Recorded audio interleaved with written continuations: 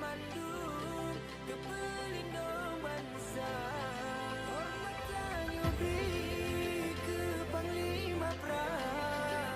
kenapa saya pilih Aceh?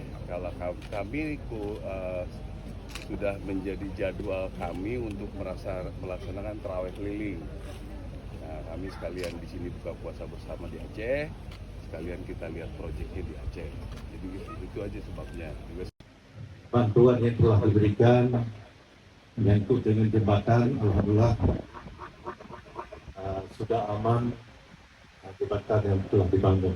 Kemudian kami masih kekurangan jembatan Pak, sekitar 27 unit lagi yang sangat mendesak di Aceh Utara. Itu yang pertama. Kemudian yang kedua, Bapak Presiden mohon kiranya jalan rusak parah di Kabupaten Aceh Utara agar dibantu untuk diperbaiki.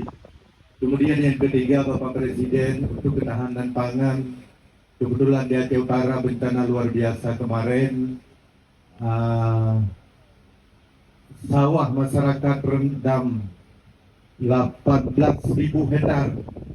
Maka untuk ketahanan pangan, mohon segera Bapak Presiden dibantu untuk pembersihan lahan sawah masyarakat sehingga masyarakat bisa ke sawah seperti sedia kala. Mungkin ini yang bisa kami laporkan. Bapak Presiden mohon segera dibantu. Terima kasih. Assalamualaikum warahmatullahi wabarakatuh. Baik, terima kasih.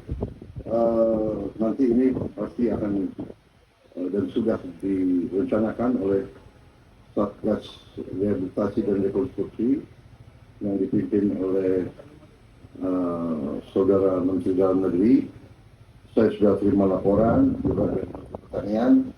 Saya kira perencanaannya sudah ada dan hampir semua sawah akan direhabilitasi. Sebagaimana diketahui bagi kita, pangan adalah pertanian dan pangan adalah prioritas yang sangat penting. Jadi pasti kita akan perbaiki semua itu, rehabilitasi semua. Saya kira itu ya, jadi itu nanti bagian dari pekerjaannya Satgas Rehabilitasi dan Rekonstruksi. Terima kasih.